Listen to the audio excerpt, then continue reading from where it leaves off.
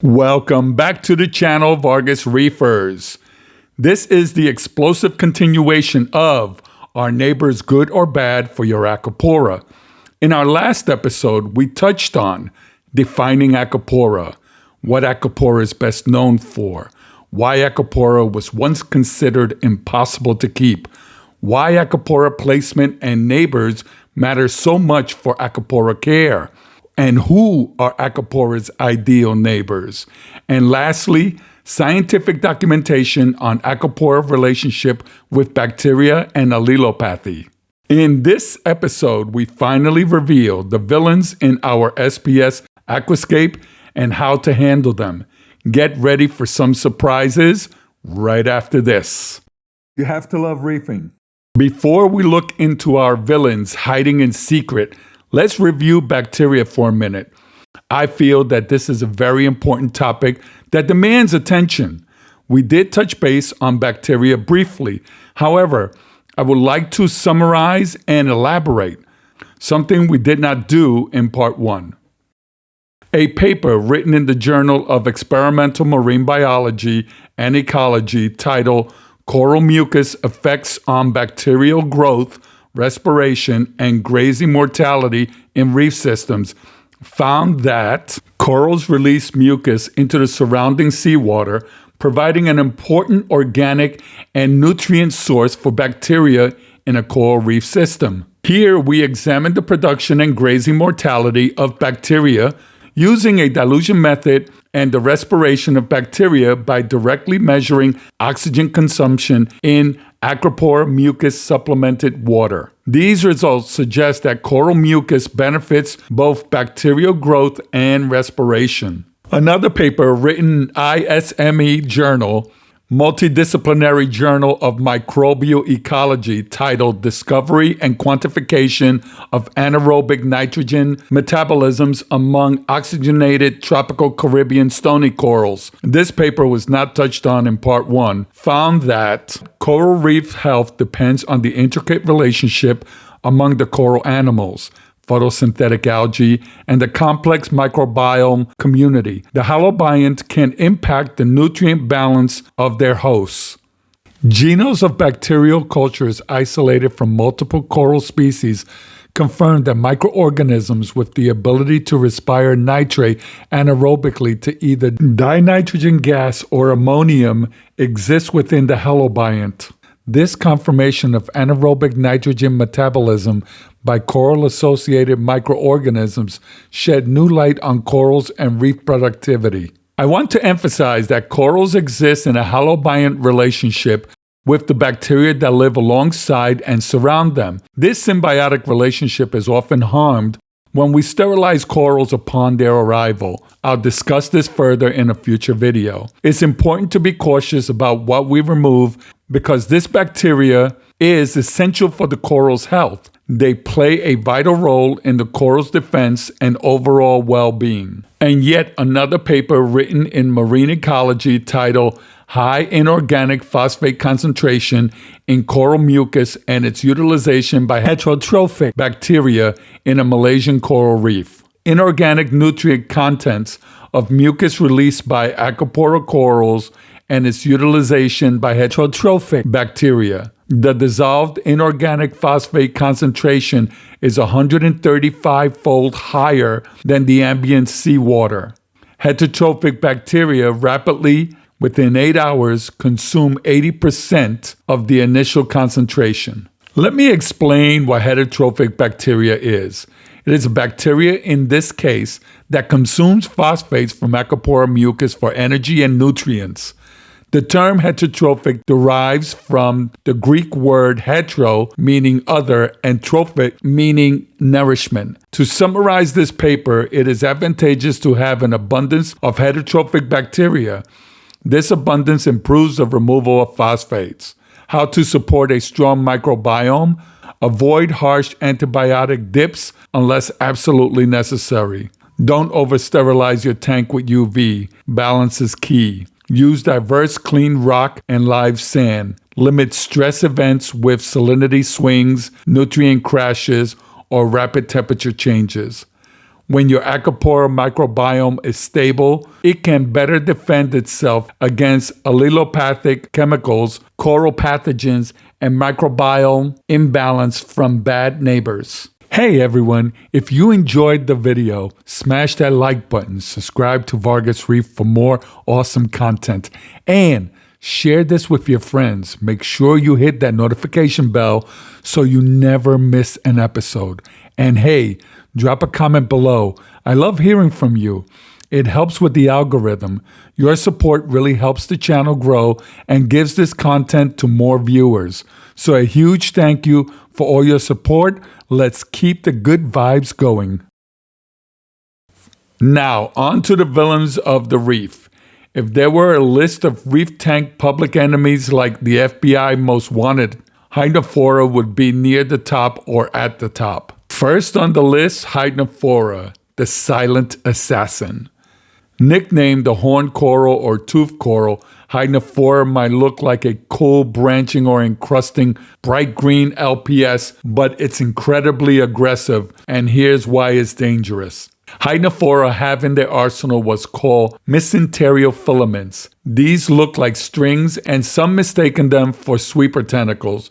Hynaphora can extend these lethal strings several inches at night and eat and digest anything it touches. Let me share a story with my interaction with this coral.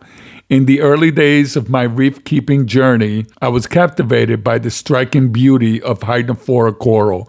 Its vibrant green color instantly drew me in. I was mesmerized by the abundance of fluffy polyps that seemed to dance with the flow. It was a centerpiece that added life and color to my aquarium, filling me with a sense of wonder and excitement as I watched it thrive. However, my admiration was soon met with a perplexing problem when I noticed that all my surrounding corals were gradually turning white with no flesh. The mystery was unrivaled one night when I decided to observe my tank with a small flashlight in hand. I was astonished to see the coral's mesenterial filaments creeping out from its tissue onto the rock, actively making space for its expansion.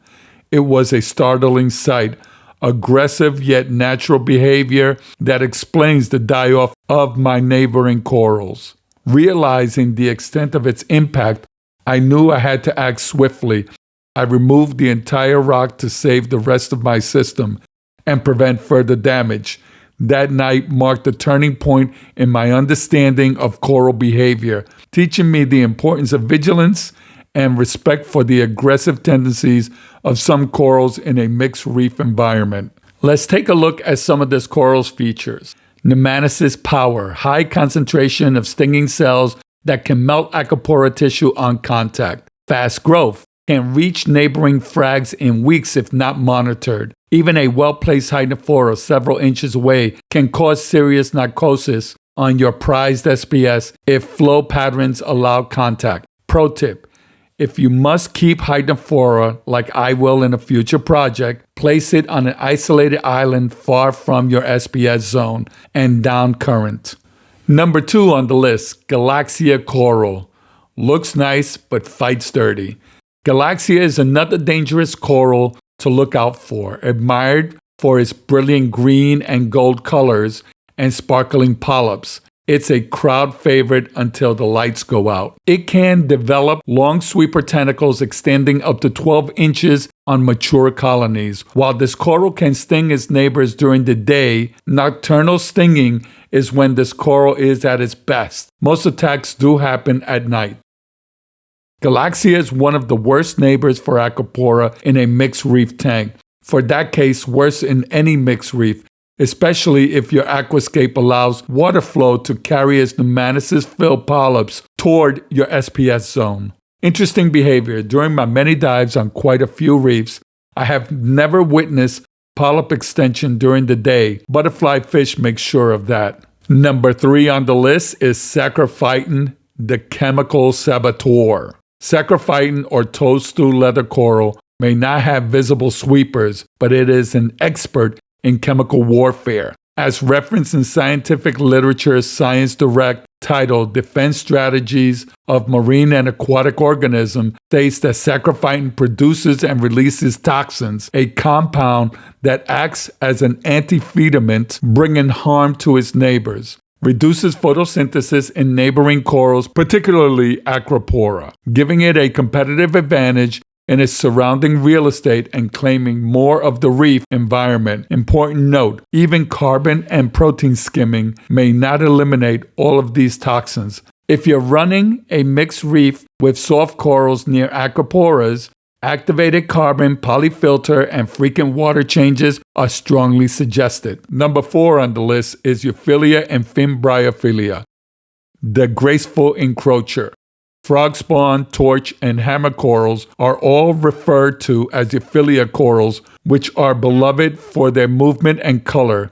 But don't be fooled, they pack a punch. A little FYI, a paper published in 2017 in Peer J titled Resurrecting a Subgenus to Genus Molecular Phylogeny of Euphilia and Fimbriophilia made the Euphilia family smaller.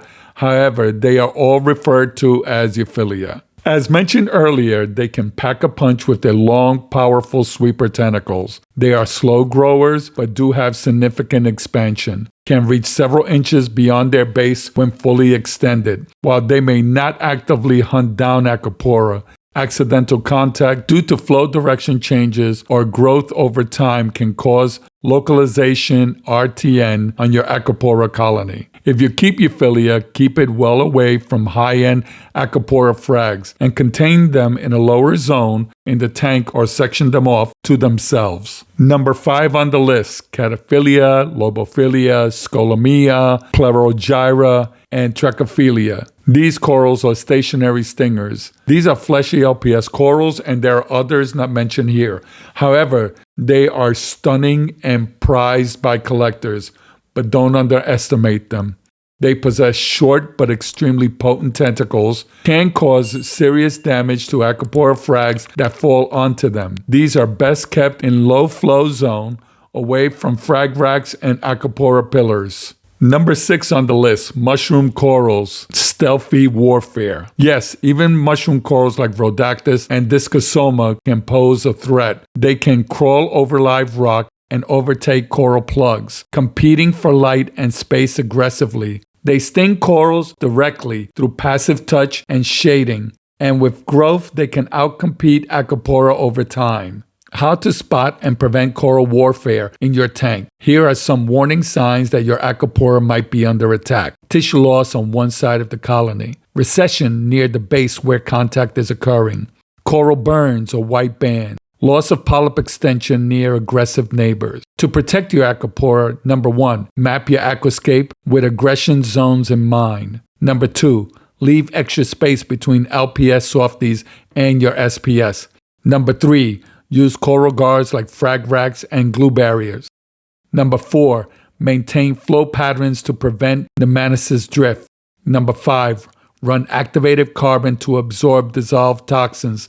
And number 6, observe at night with a flashlight for tentacle extensions. We've covered the worst coral neighbors for Acropora, but how do you set up your reef tank to avoid these pitfalls before they happen? Now we're diving into placement strategies, chemistry, and how to give your Acropora the space it needs to grow, thrive, and even outcompete others. Let's build a smart reef that works with Acropora, not against it. Before we get started, let's take a brief detour before we refocus.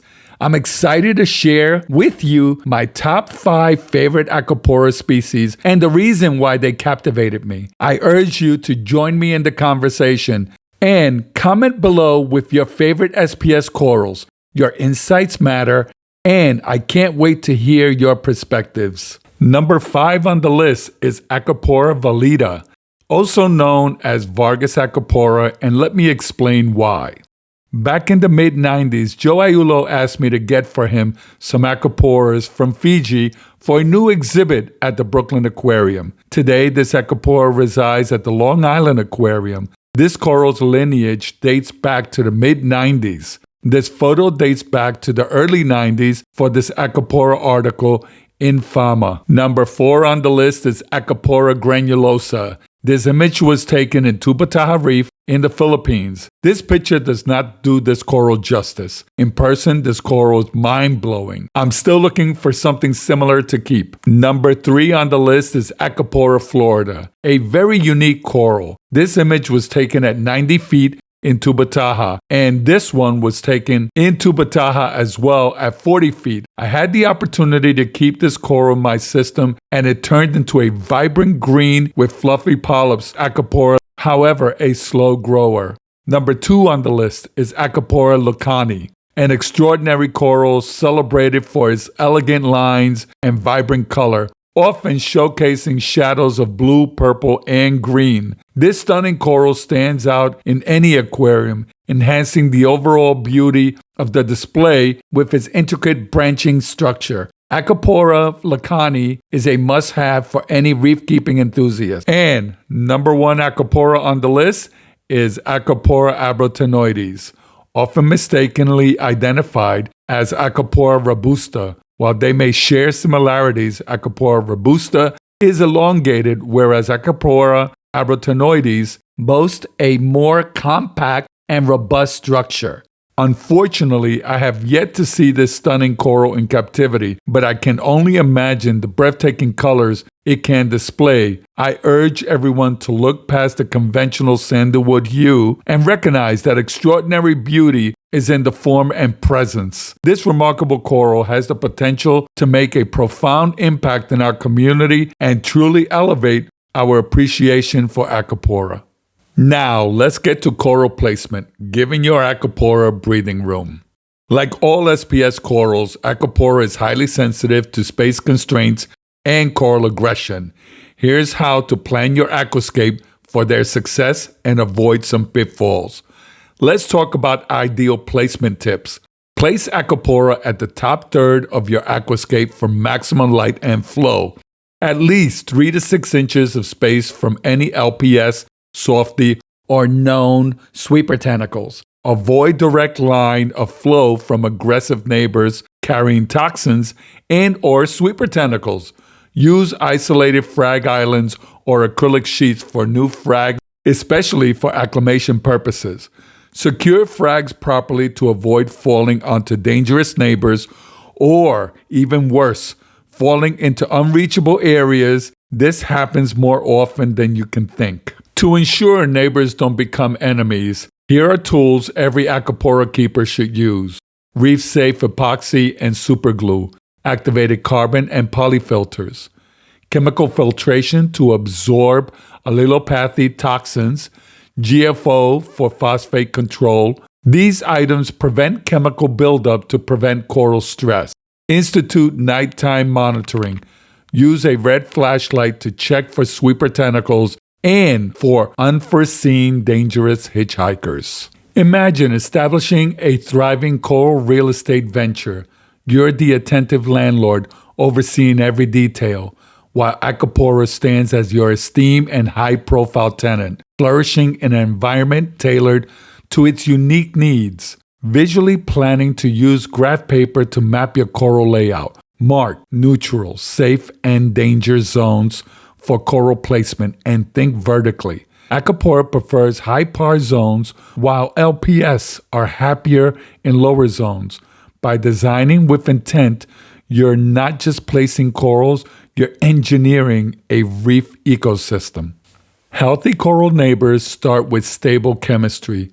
Acropora are more sensitive than most to parameter fluctuations, especially when competing for resources. Here's the ideal chemistry zone for Acropora in a reef tank.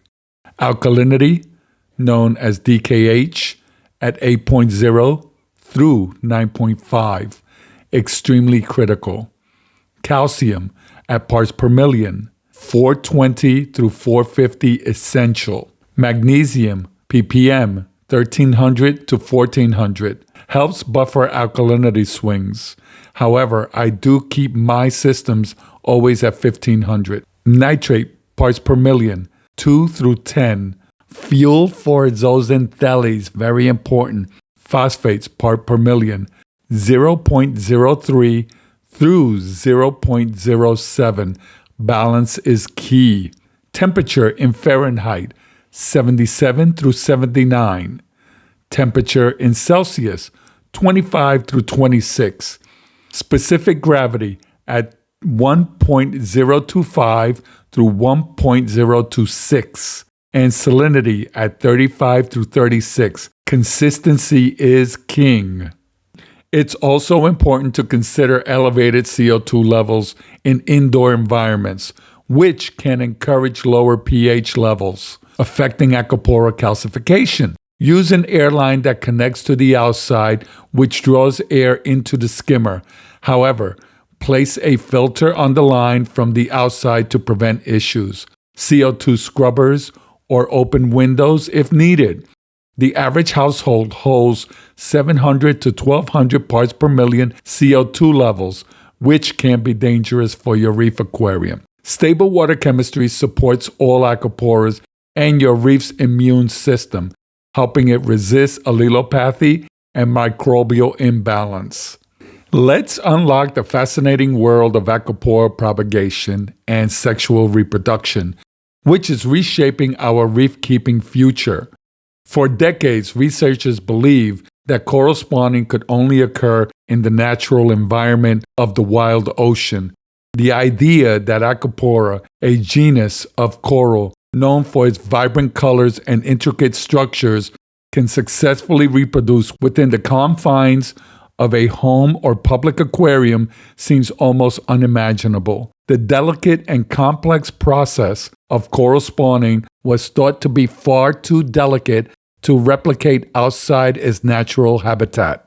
That changed thanks to trailblazers like Jamie Craig's and the team behind the Coral Spawning Lab. In 2018, marine biologist Jamie Craig's achieved a remarkable breakthrough by inducing the vibrant spawning of Acropora corals within a captive environment of the Horniman Museum Aquarium. This was no ordinary feat. Craig meticulously crafted a sophisticated system designed to replicate the natural seasonal cues that govern coral reproduction. By mimicking the serene shifts of lunar cycles, implementing stable variations in water temperature, and adjusting the photoperiod to reflect the changing light conditions of the seasons, he orchestrated a harmonious setting that encouraged these beautiful marine organisms to spawn, bringing a display of life and color to the aquarium's depth. This cracked the code for broadcast spawning in captivity,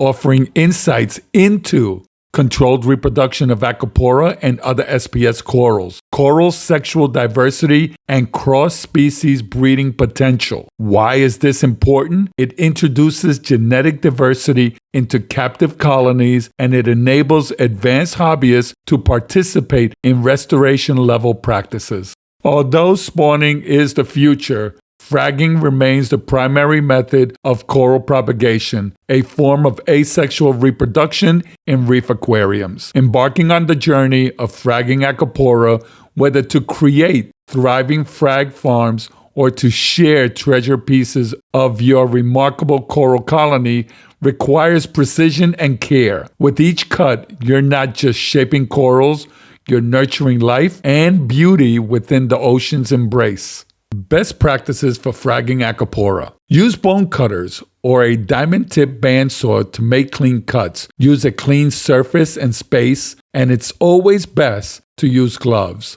Choose healthy encrusted branches with visible polyp extension. Dip in iodine base or coral-safe disinfectants.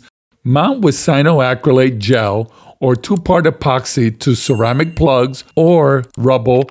As a hobbyist, I strongly encourage us to mount our corals on well-aged cycle rubble rock. Not only does this method enhance the overall aesthetics of your aquascape, but it also provides a more natural and appealing environment for the corals compared to using frag plug. Embracing this practice elevates the look of our setups and fosters healthier coral growth. Always allow 3 to 4 days for the coral to heal in moderate flow before returning it to high flow, high par locations. Timing is critical, and you must avoid fragging corals during rapid chemistry changes, temperature swings, coral stress events such as coral warfare, and newly arrived corals.